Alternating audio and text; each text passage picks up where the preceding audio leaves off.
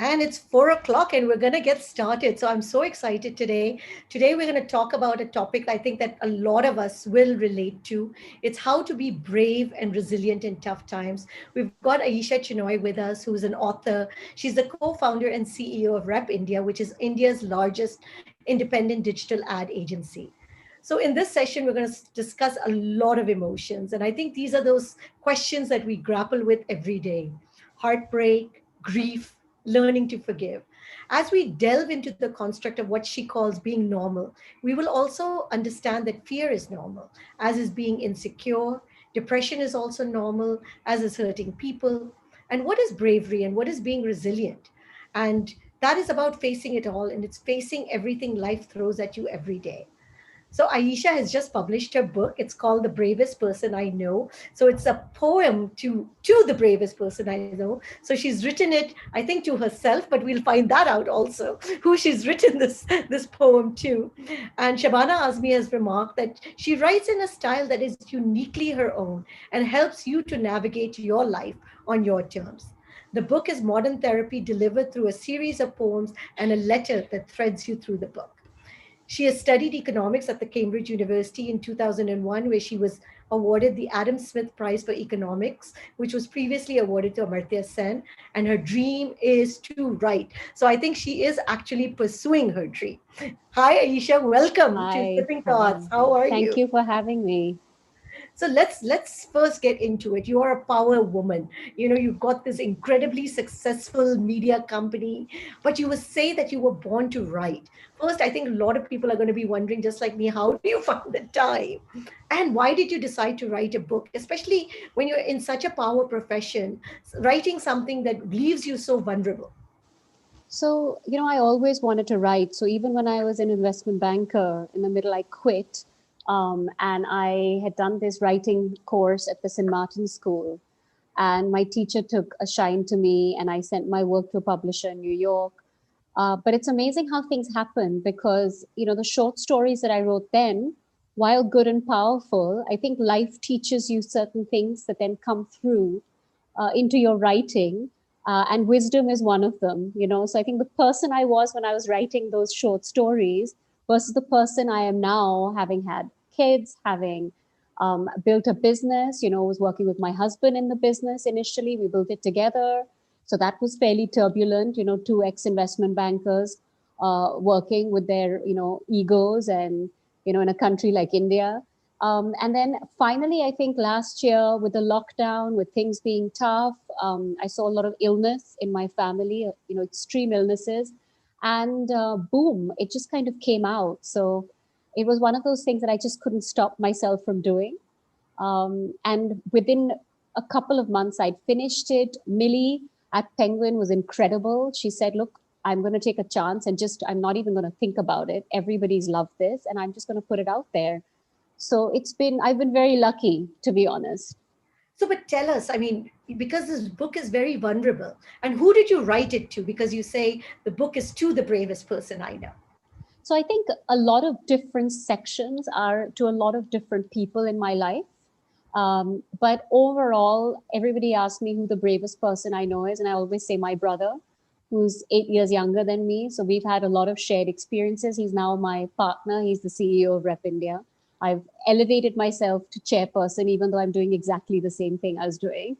And so I think he is by far, my husband doesn't like me saying that too much because he's always like, what about me? And he's pretty brave too, but I would say my brother. But I want to come back to this question because you haven't answered it. Being in such a power position and writing a book that is about emotions, how, I mean, I'm sure you got a lot of questions about this. I did. And it's been, a lot of people, especially when I was setting up Rep India, right? I was pregnant. I was 6 months pregnant when I started it.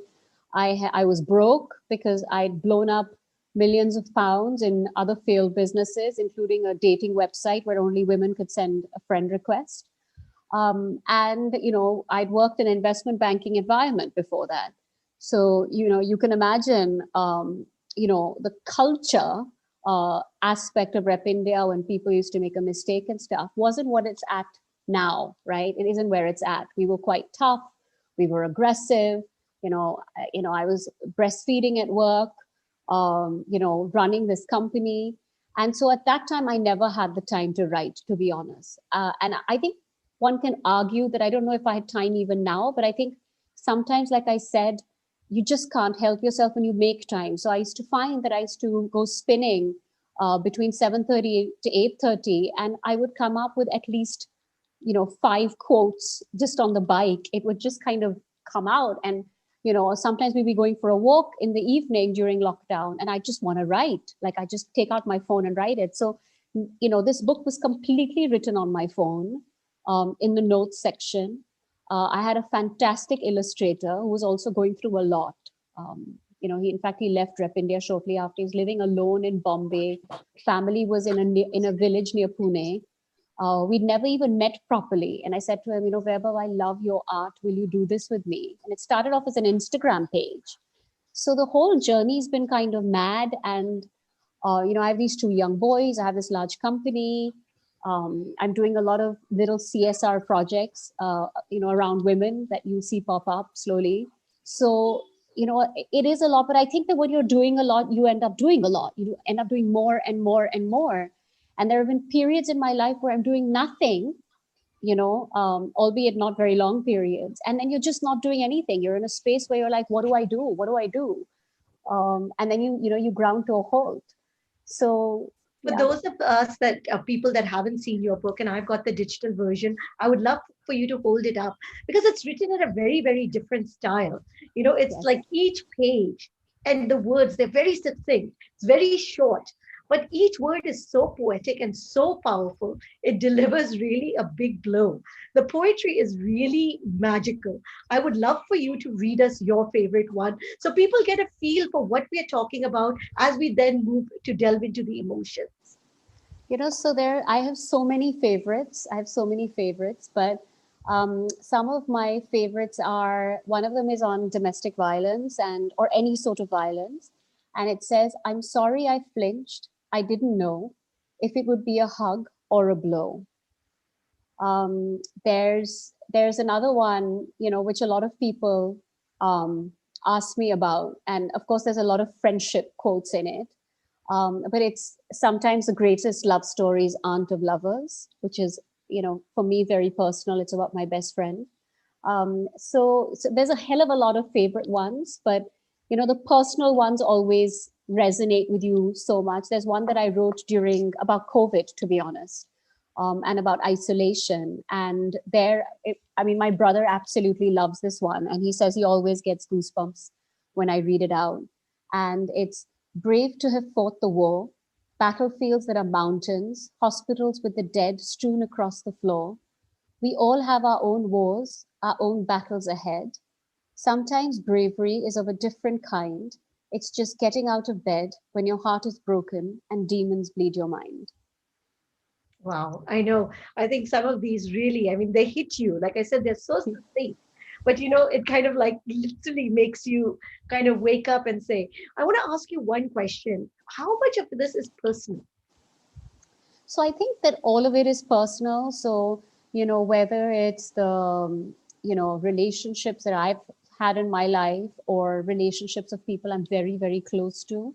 I think if you're also a HSP, a highly sensitive person, you kind of really live those experiences often of someone you've loved also very closely, right? So something like abandonment, it really, I remember I went into therapy a few years ago, and my therapist said to me, and I said, why am I always so scared when it comes to my children? They'll be in a park, and every second I'm going, ooh, ooh, it was madness. And she said, and I said, but I haven't experienced death so closely. And she said, well, fear is fear. That ultimately the emotion of maybe something like abandonment or whatever it might be, it's all the same thing. So I think we don't realize what emotions we hold and what trauma actually means, and it kind of comes through in the smallest things. And then I realized, I had to do something. I think it was my kids that really led me into therapy, to be honest. And a lot of one of the pieces that I wrote was really honestly for my sons, because I felt like trauma is something that's very difficult to get over in your life. So, can I read the one I wrote for Yes, my son? please do. And when you write of love, I hope no words do it justice. And when you write of anger, I hope your words seem like strangers. And when you write of loss, I hope you rely entirely on your imagination. Very, very touching. So, Aisha, maybe you can tell us a little bit of your story in your own words and why you are a brave person.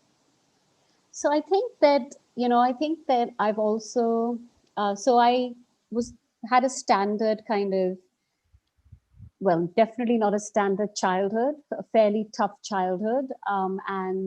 But I was always very driven, I'd say. So, by the time I was kind of 18, I was desperate to leave India. My parents were very clear that I should pursue maybe science or, like good academic parents, etc. So I managed. So first I was at LSR, with economic honors. And then I got a scholarship to Cambridge. So I did my second degree, but I finished it in 2 years. And then I didn't know what to do, but I just didn't want to go back to India. And so I started doing an MSc in finance at the London School of Economics. And then I started an investment banking job. And I think bravery at that stage was, very often I was living alone. I had some terrible relationships. I had a relationship with one of the senior investment bankers, and it was a very abusive relationship. And I think, and one repeats patterns, right, that you might have seen or you might, you know, and then I walked out of that, and then moved back to India, started a business when I was pregnant. So I feel like I've done a lot of kind of tough things and managed them. Of course, made a hell of a lot of mistakes, and I'm very, very hard on myself in terms of losing my temper with people, or doing a lot for somebody but then saying that one thing that you say, um, and then that, of course, therapies really helped me with that, because often people are left with that one thing that you might have said instead of the million things you may have done. So I've, and of course my kids, like bringing up two kids is no easy task. So I feel like those are the things I've slowly started patting myself on the back for. Um, but like I said, I think there are a lot more people who are far more brave. I've also been privileged in my education, in the opportunities. I think so much of it is luck. I got money for my business over the phone with our partner slash mentor. I mean, it's unheard of. And these little chances people take on you, they really kind of pan out. So before we move forward, I'd like to understand from you. I know you've delved a little bit into it, and I thank you for telling us and being so open about the fact that you went into therapy, because this is something that people do not want to talk about.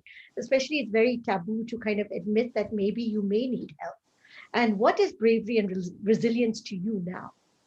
So I think this is such a great question, because people always talk about mental health as the absence of mental illness. And I think that's not true. I think mental health is something you deal with every single day.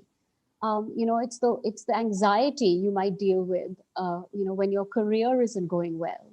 It's the anxiety that you deal with, or the depression that you deal with when you've broken up with somebody.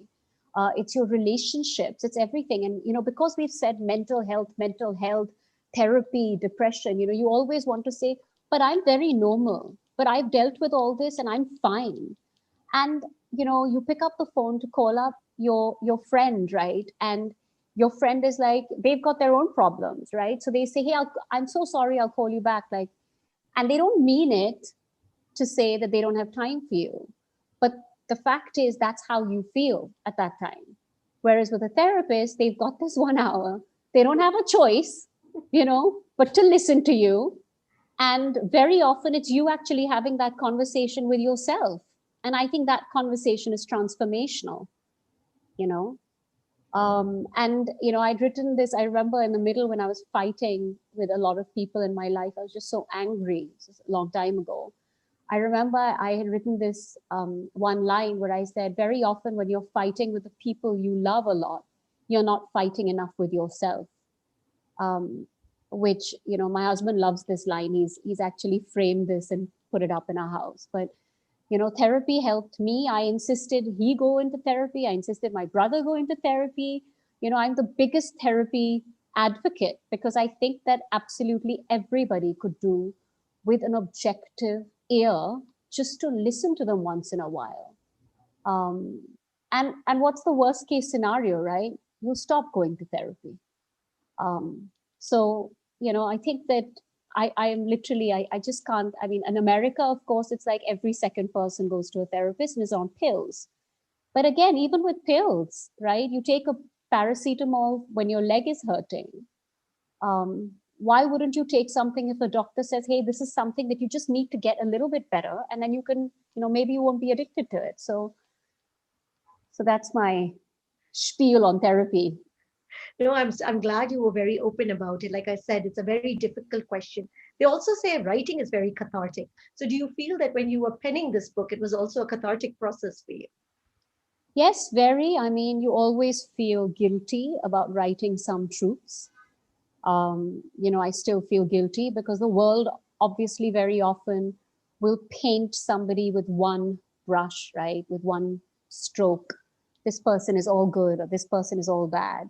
So it's something you never want to happen to the people you're closest to, right? Because everything is very mixed, I find. It's very, very mixed. But for me, this book kind of saved me. And, I've had people, I can't tell you, from all over the world.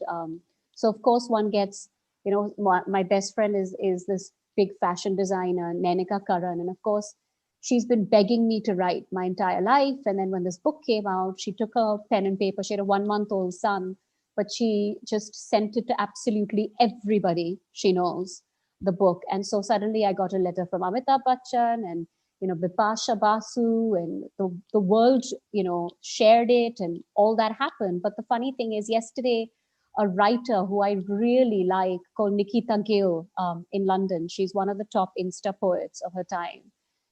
She started messaging me, and I thought that really felt great. That felt amazing.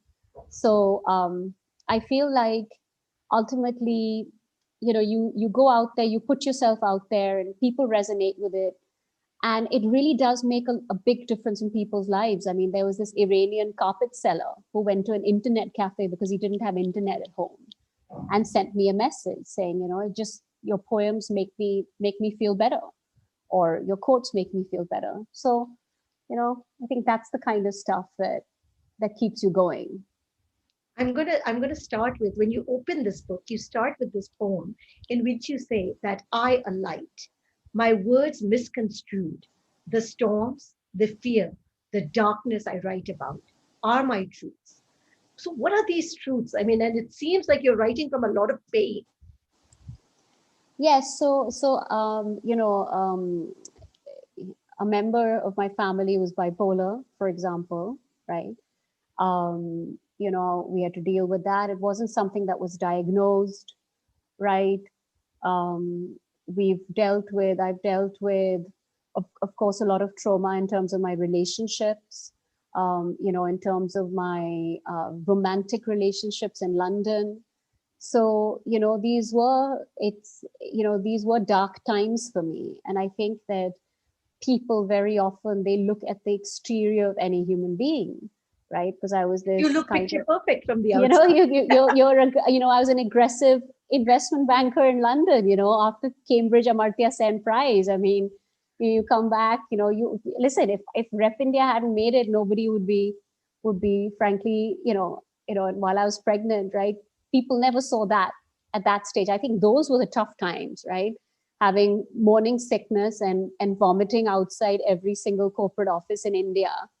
And then, of course, the men you pitch to at that stage kind of look at you and say, Bichari, she must have must have, family must be quite hard up to be letting this. Or even my poor husband, he was like, what is up with you? Like, how are you letting her going around, like, doing this? And, because there's a massive perception thing, right? This woman 8 months pregnant is going into DLF and, the wave group. And etc., etc. So I think those were the points. It's when you're actually not succeeding, when you're failing miserably, that are your bravest moments, because you're still just doing it. And I mean, there are millions of people out there right now doing exactly that, you know. So let's talk about those. You say those were your bravest moments, but what kept you going? Because it's very tough, when you keep hearing, and of course, I mean, you're 8 months pregnant. I mean, it's not easy to keep knocking on doors and being turned down, and it's a tough and a harsh process. Yeah, it's harsh. And also, I've got to tell you, men, I mean, London investment banking, of course, men weren't that great, but, they were manageable. But very often, at the kind of middle management level, these men would look at you and, I would be giving the idea, but they'd be staring at Ishan, who's my husband, when we first set this up, and they'd be uncomfortable around me. And I found that true very often. It's not the same level. It's not as liberal as it is in the UK. It just isn't. Then they're uncomfortable with you, and God forbid, you know you're a little bit harsh even sometimes with, it's not easy also being a female boss, I've got to tell you. Because I feel like a guy can say exactly what you say at work and get away with it, and God forbid you say it. There's that famous Pantene ad where they show a woman and a man is confident, a woman's aggressive. And, the man is, intellectually challenging, and the woman is arrogant. And I have really lived that. So, plus I think that in this entire book, there are a lot of little things, a lot of little which are emotions like jealousy, right? There's so many times I felt jealous of some of my friends when they're doing well, right? When I was doing badly. You think they're doing fantastically well, and you're actually a little happy when they don't do so well. I faced You that know, emotion today when I found out somebody became XYZ of a company. you do feel that, right? You're doing badly. You're like, man, how, that woman, of course, her father must have paid for it, or that, you feel that negativity, right? I had a lot of people around me who were supported by their parents, laurels, right? And because I modern school, etc. And I was like, man, this is unbelievable. Like I was always whinging in my head at the back of it, right? So I think that we feel these emotions, which is why the quote about the pedestal. We put her up on a pedestal and then clap the loudest when she fell off, or I hated her till I became her. All of these things are about our own jealousies and insecurities, and then you go through that. You're a normal human being, and it's okay. You're normal to be angry sometimes, and you're normal to be depressed sometimes. And I think people paint too much of this perfect image of, I think most families are dysfunctional. That's my view. I think a lot of our parents, they never knew what equality meant. They came from a different genre. They didn't understand something like therapy. They don't understand talking about things. They're like, what's the problem? Why do you want to talk about it? What is the problem? Is it a problem? I was such a, I'm so great. So I think that, and I've got to tell you, I still face that. Like I met someone recently, she was going through a lot. I said, listen, if your doctor's saying pop a pill, but I'll get addicted to it. I'm like, dude, fair enough. You might get addicted to it, but maybe you'll get addicted to smiling also for 6 months. And then maybe you can figure out which addiction's worse. So, I think that, you know, yeah, without going off into a million tangents, I Well, tend to do Aisha, that. let's talk Yeah. about this, the perfect family and the perfect family syndrome. And we all like to paint this. And you said you struggle to fit into the perfect family. So everyone tries to present this. Oh, you know what? And nobody wants to speak about the dark side. Everybody just, especially now when we're talking about social media, everything looks perfect. Me, my husband, my trips, my this, my kids. I mean, what's going on here? And how does one deal? Because this is really affecting a lot of people's mental psyche. No, well, um, I think that, of course, everybody's waiting for the negative, right? So, of course, one has to be careful what you might say, because people are, also judgmental, right? It's just normal, number one. Number two, I think that you have to have a platform, or you have to have a ability to talk about things to somebody. I don't know who that someone is, but, and especially in your isolated moments, you have to have the ability to talk to somebody. And I mean, I don't know what normal families are.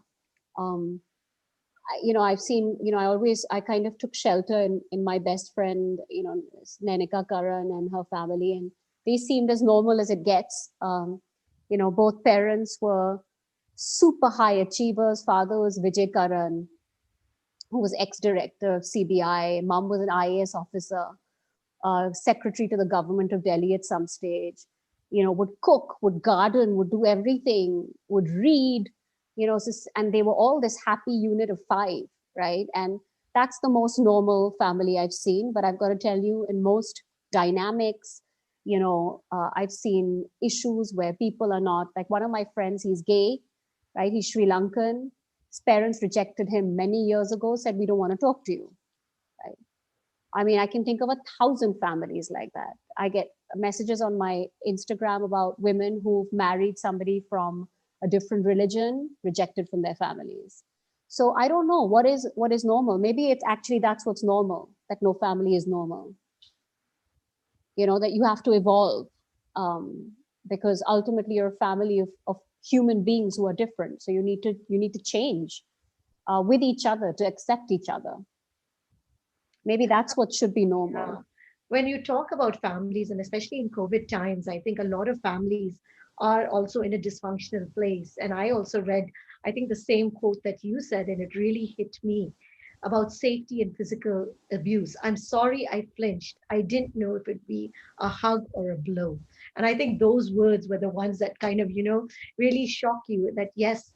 And, especially when we see the times that we're living in, we see that this could be actually a reality for a lot of people. So, talk to us a little bit about that because I think those words also hit me quite powerfully.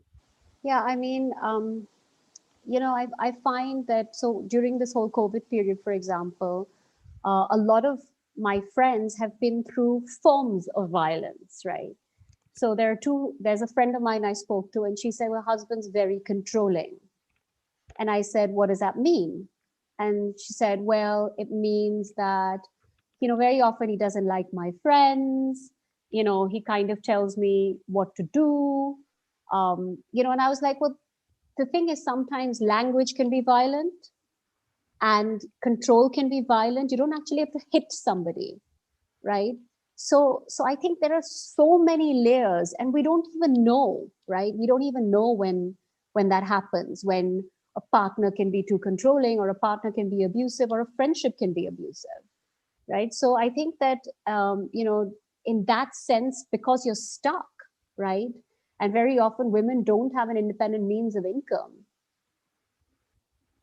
you know Yes, and you talk a little bit about this also the motherhood and the martyrdom. We like to think that that is the sacrifice that we're making, and that is the reason. And it was a death knell for you. Yes, I mean, I think that's literally, I think everybody who's in an abuse situation, domestic abuse, everything, relationships, you always doubt yourself and you always make excuses not to get out of it, right? So, I'm speaking, there's somebody I'm speaking to who changed the law, around domestic violence, right? And she said to me, it's very interesting. She said to me that her abuser, when his second or third wife told her, oh my God, this has happened to me, it's like the penny dropped. And initially I was like, oh, really? His second or third wife said it? Because somewhere in your head, even you're like, does this only happen to me? Is there something I've done? And this is everybody's biggest issue, right? The victim, if you decide to stay a victim, you actually end up victimizing yourself and the people you love. And I think this is a huge issue, women just not being brought up to be independent, financially or otherwise. you know I'm going to ask you this one because you say this, and these lines were also very powerful. In fulfilling your dreams, I turned into my nightmare. Yeah, so I think this is a classic one for most children. I still kind of managed to do ultimately exactly what I wanted to do, but a lot of my friends have chosen professions that they never wanted, or a lot of my friends have chosen to do things, for example, in fulfilling their husband's dreams. Their lives have turned into a nightmare, right? A lot of the husbands, the setups, they didn't want their wife to work, and then now suddenly, the children are a bit grown up, and the women just don't know what to do with themselves. They just don't know what to do with themselves. They weren't allowed their own identity, right? And then they feel like it's too late. So, you know, I mean, having said that, a lot of the pieces in here about sexual identity, about jealousies, about insecurities, I think they're for everybody, right? Even domestic violence is for everybody. It's for men and women, right? But I think ultimately, unfortunately, women tend to be at the receiving end of a lot more in the world. So, yeah. This one also, because coming back to what you said, your parents control your story. So, how do you forget the pain of the past? Because this is something a lot of people do struggle with, that our parents made our choices for us, or my parents made me marry this person, or my parents made me choose this career. How do you move past that? I think you don't have a choice, right? So, um, you have to, I think, post the age of, let's say, 25. I just say that number out loud. The minute you're an adult, yes, you can blame them in terms of if you get to some sort of a resolution, right? What do you do with that blame and anger? Then you've got to get up and you've got to start doing something with that. So I think that's also a slippery slope, right? Not to get stuck in the I blame this person, but then what? Then what?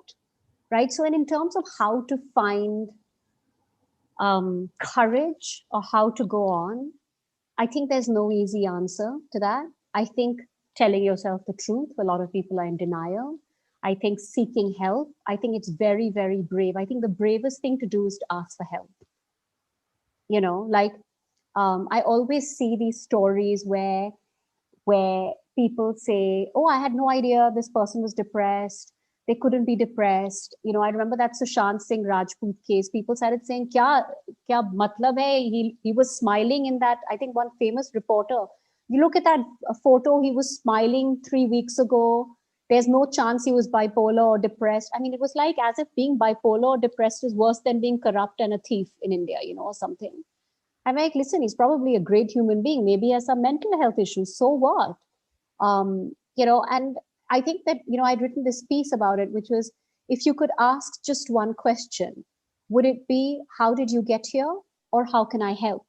Because people are so curious about why is it that you might be depressed, or what might have happened to you, as opposed to, hey, what can I do to help you? You know, So true. so that's a big one for me. It's a small things. You just go on, you get out of bed in the morning. Um, you find that one friend you can speak to. You speak to people. You speak to absolutely anybody. And I think that's a big one. I'm going to ask you this one now, turning to that question of heartbreak and to love, because this is something that's always, one of the ones that we find for. So, anyone who thinks love is heart shaped has never fallen in love. Let's talk about it. And when you say instead of love, you find heartbreak instead, Yeah, I mean, I think that it's do we true, right? live in a princess syndrome? Do we live in our Hindi movies? Absolutely. I mean, listen, life throws a lot of shit at you. That's what life is. And so to think that you're always going to have any relationship where there's not turbulence is to basically say that you're not going to evolve. You know, I mean, that's how you evolve. Like, my husband and I have been through so much together that we're actually very different people. Our fundamentals are exactly the same, but we're very different people now. And he's a little bit more of what I am, and I'm a little bit more of what he is in our best qualities. And together, we make for a good fit and a good role model for our kids. But alone, I'm not so sure, frankly. But we'd have to do so much work. People don't think relationships are work. So please talk more about that, that you have to actively work at it. So I please mean, give us, you know, I think that people do realize relationship is work. I mean, I think that every single human being, even a friendship is work. Your parents, it's work. Your husband, my God, it's a lot of work, right? Because you have to, especially if you're independent, if you don't even see who you are sometimes, right? How you come across sometimes. So, and like I said, life throws shit at you, and at that stage when you're stressed, when you're the worst version of yourself, then you're worst, you're the hardest on the people that you love, right? So I think that, you know, that's it. That's when you change. That's when you don't have a choice. I'm going to read two of yours because I think these really made me feel the depth. I tore off my skin so I could be rid of your touch, gouged out my eyes, blind to your beauty, gutted out my heart. Every beat an ode to your breath, but this soul tethered to yours, it wouldn't forget. I mean, I want to hear your thoughts on it because I had a lot of stuff that was going through my mind as to what was this about, and that you're in this middle where you want to get rid of somebody but you're unable to. Yeah, I mean, I think we all feel extreme emotions when things are hard. Extreme emotions, right? I think love and hate are often very, very closely intertwined.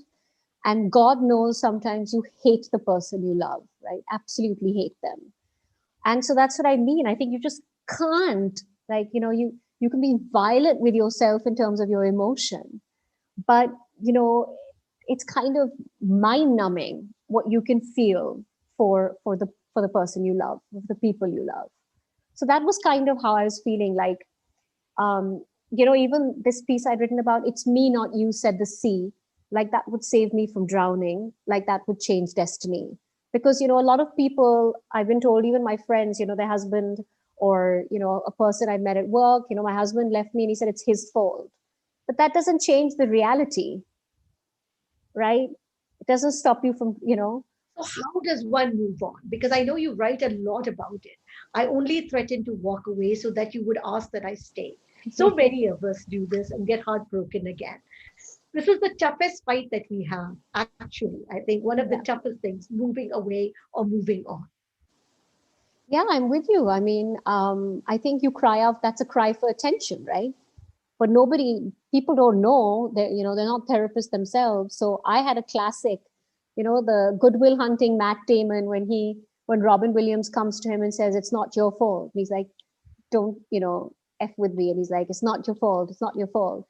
I mean, I think we, as a reaction, very often, we push those people away thinking that they don't want us anyway. Or we push people away because we feel like we're not worthy of love. And so I think that, but I've got to tell you, in terms of what gets you through, for me, my children was a big one, right? The people I love is a big one, huge one, right? That one friendship that you can always rely on. My best friends, I've been very, very fortunate to have a lot of people in my life with very intense relationships with me. They're my saviors, absolute saviors, right? So that's why when I wrote, the thing with a closed door is light can still enter from under it, was one of my favorites in the book, because I feel like, you know, I feel like there are a lot of closed doors. Um, but you can be the light under it. You can search for the light under it, all sorts of things. So before we move on to audience questions, I think I like the way that you ended it, that how you're pretty damn amazing. So let's hear about it and how you're pretty damn amazing. Like this one where it said, "It was time I introduced you to you." I think that's a big one because I think people just don't realize that they've done well. And I think all of us, I mean, I've got to tell you, yesterday somebody said to me, "You've done well, and how you feeling that this book has done well and Rep India and stuff." And I said, the great thing about being very hard on yourself and generally having extreme self-hatred or confidence issues is you never really ever feel that great about yourself. So, that actually maybe saves you from being an arrogant ass. I've met a lot of people who let the smallest things get to their head. Um, so, yeah, I feel like I've done some amazing things. I think I have a long way to go to be amazing. Well, thank you. And now we're going to take questions. Quite a few have come in. The first one from Sadhvi. Sadhvi, go ahead. Yes. Hi, Ayesha. So it was really very Hi. amazing just listening to you. And I know it's not so important for me to mention this, but I felt so good listening to you. There was some kind of energy I felt you were just transmitting through Zoom, because I've been going through a tough divorce, and I've also been like I've got COVID now, and it's my sixth day. So I've been like isolating in the room and telling myself it's all good.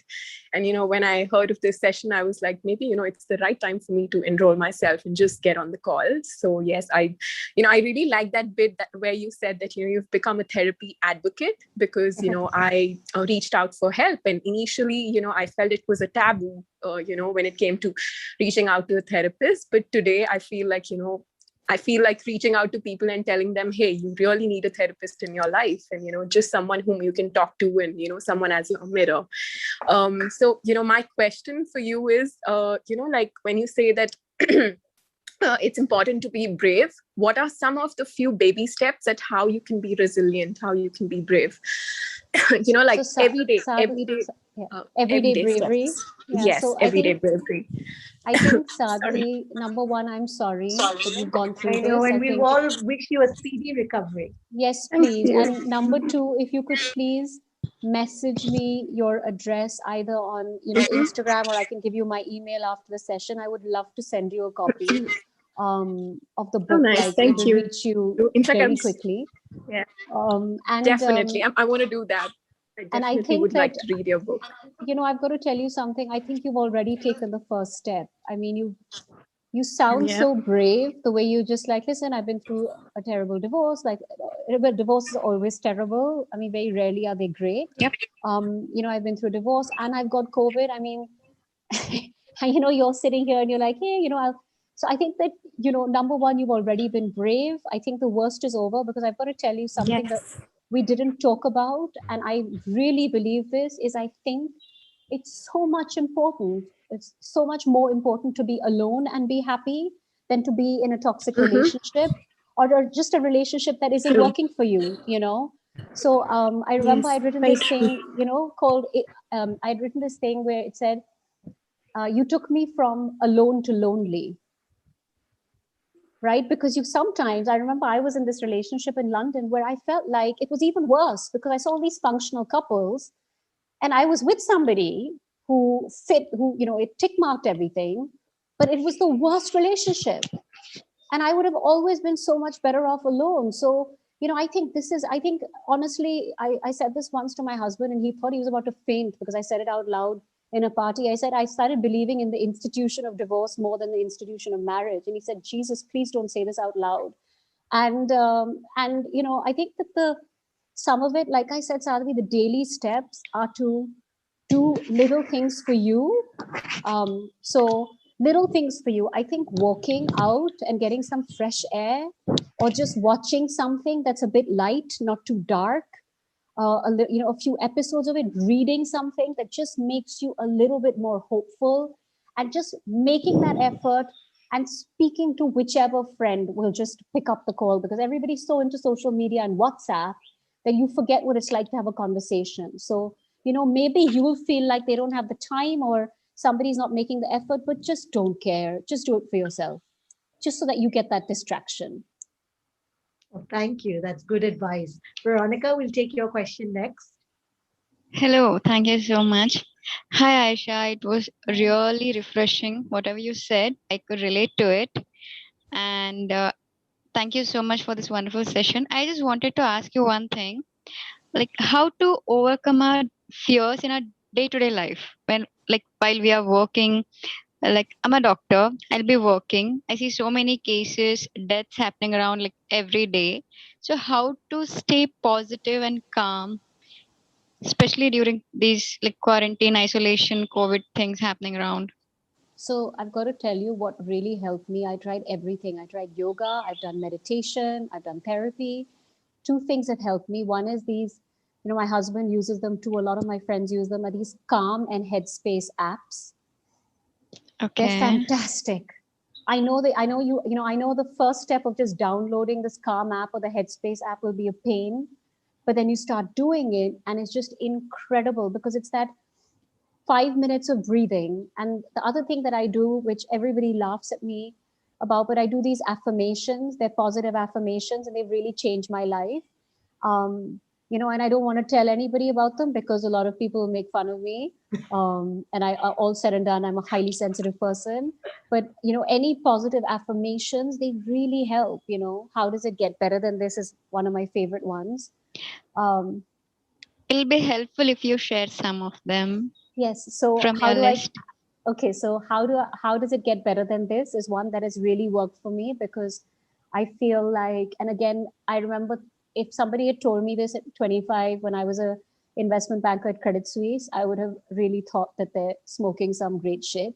But it's I think that there is a question of when you question positively, um, the universe also has this strange way of working itself out for you, or at least I'd Yeah. like to believe that. So how does it get better than this? I say make my kids, because apparently with positive affirmations, kids really benefit from it. So things like, how does it get better than this for my health, or how does it get better than this for my fears? Right? I do Yeah. that all the time. Okay. How does it get better than this for my courage? I think that hats off being a doctor. I think we're in a war. There's no battlefield, but you're in one. Yeah. And I've got to tell you, you're doing incredibly well. And fear is so natural. I don't see why we deny it. It's just so natural. It's just understanding and talking to yourself, saying, listen, this is a scary situation. But feeling Exactly. scared is not going to make it any less scary. I think you've got to be a little bit like, maybe breathe your way through it, is one Yeah. thing I would say. You just have to breathe your way through it. Yes, it was amazing talking to you. Thank you Thank so much, you. Aisha. God Thank you. bless Good you. luck. God bless you. The next one we're going to take from Shelley. I mean, she has asked a question, but she's also raised her hand. I'm asking her to unmute. Otherwise, I will ask her question. Shelley, go ahead. Yes, yes. Hi, hi, hi. Hi, Shelley. I'm already there. First of all, Yes. I would Hi. like to compliment Italy for a wonderful host and for giving us some wonderful speakers. Okay, I generally I'll wait pat myself for, on the back. yeah, yeah, exactly. I generally wait for sipping thought that I don't know which will be, who will be the next speaker. Okay, so I was really amazed by Aisha's journey. I mean, it was so realistic, it was so down to earth, and I was just listening and listening and listening to her story. Okay, but the question which comes to my mind is, you know, see, when do we write? And what inspires us to write? That is only the realistic things which happen around us. Okay, and all those things are very realistic and very true. So I believe in writing something true and present it to the world. My question to Aisha is, I see, this is a confession I'm making in front of all, that sometimes I fear to open criticism. If I bring some true realities of life in my writing and present it to the world, then I fear how, I don't know how the world will react. Or should I, switch over only to the figments of imagination, which is, half baked stories? Or if I will present the true realities of the world, then how the media will react, how the people will react, and will it be criticized? So that is my biggest fear, and I really want Aisha to please answer this question of mine. So, that is such a powerful question. Yes, even now, I'm somebody who has no filter. I've written the truth about my life. But like you said, I have to be sensitive to how the world takes this, right? Often we're very cruel, right? We're very cruel because we've only heard one side of something, right? So Exactly. I think it's a risk we all take, because ultimately it's a journey where to heal and to really be true to your soul, you've got to talk about something because it's the truth. It's your truth. And then after that, frankly, I think one thing that we all suffer from, and I think it's my deepest emotion, is I don't know why I'm guilty about shit that's happened to me. I mean, happened to me. But we still feel guilt, yes. Well, we feel guilty. And I feel guilty to this day. And I think, I mean, I don't know if I'll ever not be guilty. I don't know if, somebody who's joining my team, she sent me a French song, and it broke my heart. It was called Sadness Persists. And it was poetry. Sadness persists, in this really cool song. And, I just kind of just opened up a can of worms for me, because the truth is that, it's tough, right? Writing the truth is tough. So I don't know how I did it. Yes. I don't know I don't know the risks. I'm writing a longer novel now. I don't know what's going to happen when I write that, because I can't lie. So yeah, I'm with you. I don't know how to answer it really. It's just, you just do what you do. Thank you. I am dying to read your book. I just mailed to Sukriti that if we can get an access to your book, I'll definitely read your book, ma'am. Yeah, thank you. The next question we're going to take from Nilima. Nilima, go ahead. Yeah, hi Aisha. Hi. Hi. So my question is, what do you think we need to Nilima, you might have to speak a little louder. Okay, is this better? Any better? Yes. So my question is, I'm going to rephrase from what I'd actually typed over there. What do you think we need to do differently as mothers to our daughters in this generation? One, and also, what do you think moms of sons need to be doing differently, especially in terms of getting them uh, to bring in gender sensitivity far more in the coming generation? So, what are the things you think we need to do differently as moms? I can't tell you how much I've thought about that question, and I'll give you the answers that I think I have. I think one thing that we don't realize, as mothers to daughters, and I've got to tell you, I actually relieved I don't have a daughter, because I think I'd have a heart attack. It's bad enough I have a son, who's one of my sons is just very sensitive and very gentle, and I already have a heart attack there. But I think one of the things is to gently explain to them that they're actually equal and no different to men, in terms of their opportunity, in terms of their confidence. It's things like body shaming that we don't realize we do. There's a lot of pressure, I think, on the younger generations with social media, and I think that's where one has to be really sensitive. I think with my sons, I've really had to push them to break the stereotypes, because sometimes they say, but mama can't play football, or but a lot of mamas don't work, or papa can do this but you can't. And some of those things are true because of my generation, right? But it's very important that they also understand, and that they're slowly, even things like, I've got to tell you, things like, a lot of people used to make fat jokes in our generation easily, or this person's stupid and that person's dumb. And, it's the language that would then decide the narrative for kids. And another thing that I really had to work on is I would get so frustrated sometimes with the kids, and you don't realize, you're like, tall, you're like a giant, and these are like small children. And, I really have to calm down, be eye to eye, have quiet time with them. Honestly, all the things I never had as a child, I've got to tell you. I mean, I'd be given one straight slap. I got to, a good old slap. Same Um, here. you know, so I got to tell you, I mean, sometimes I think, maybe I should send them to the grandparents, except of course the grandparents are brilliant with them, but I feel like maybe I should rewind time when they're acting crazy.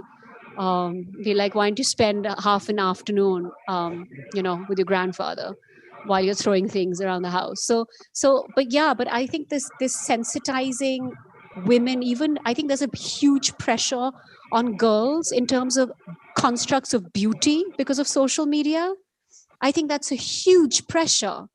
And I think that really needs to be dealt with, So encouraging them I've got to tell you, there's this author called Anthony Brown for children, and he has changed our world. And I think every single parent should be reading to their kids from Anthony Brown. He introduces mental health to children. He introduces kindness. He introduces divorce. It's just incredible. So I think that really helps, stories that make them more sensitive, gender sensitive, body sensitive, all that. And of course, I think the greatest gift that we can give our kids, and I really believe this fundamentally, is to not to love them in how what we think is love is, but it's to make them feel loved. And I think that's the big game changer. I think that's been the big game changer for me in my life. Very nice. Very well said. The next one we'll take from Gayatri and then Tanmay. Go ahead, Gayatri. Hi, Aisha. It's Hi. really nice to, I can very well relate to you, like being a candid person. No, like as you said, like you should be close to at least like one friend, or you should speak out your feelings. I tried that, but uh, nowadays it's like the more you open your heart to more and more people, whether your loved ones, your relatives, your siblings, your friends, the more like they are distancing away. Okay, she will be cribbing all the time, so they kind of trying to stay away. Uh, right now, I am a COVID positive person, tested twice positive. It's been like more than 15 days stuck inside, and plus, I'm a lupus patient. My God. So, autoimmune disorder. So, obviously, recovery is very difficult. It will take time. It's not that simple as compared to a normal human being. Uh, I, I would like everything. I mean, it's still like more than the physical thing. It's affected every organ or joints, arthritis, everything. It's a complete package. So fine, I was living with that with steroids, with the lupus, but now that with these pandemic times, you can't even go out. So as it is physically and then mentally, you are like stuck. You're not going out.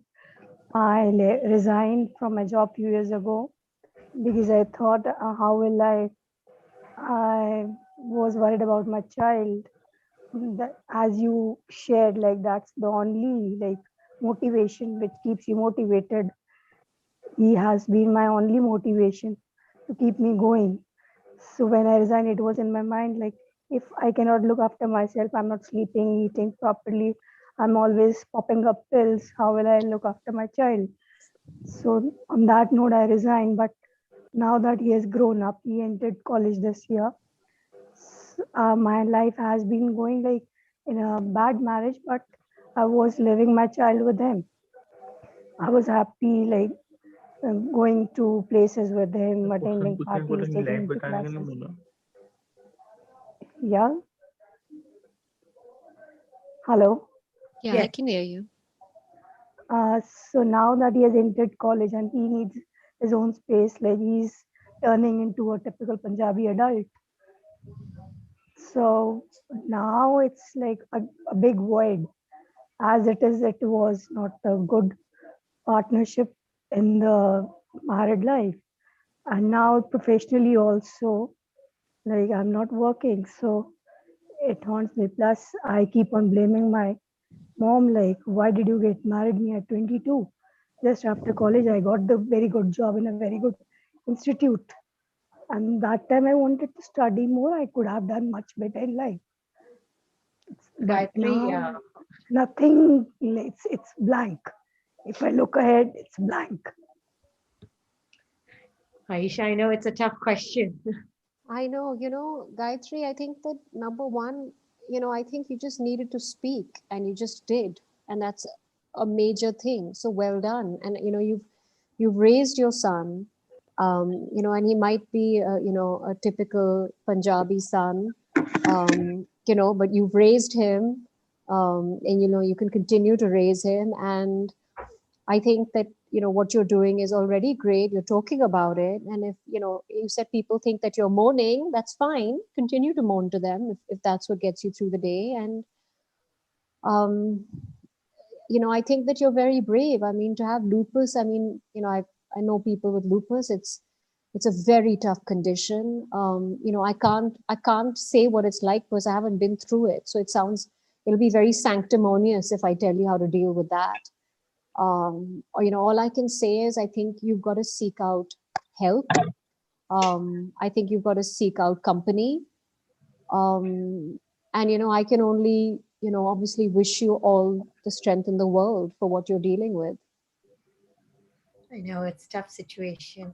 The last question we'll take from Tanmay. Go ahead, Tanmay. Uh, hello, ma'am. Hello. Hi, Yes. Tanvi.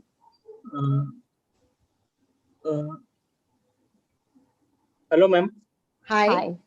Ma'am, thank you for giving such platform for listen to inspiring things. And my question is that how can we overcome our anxiety and depression and fear?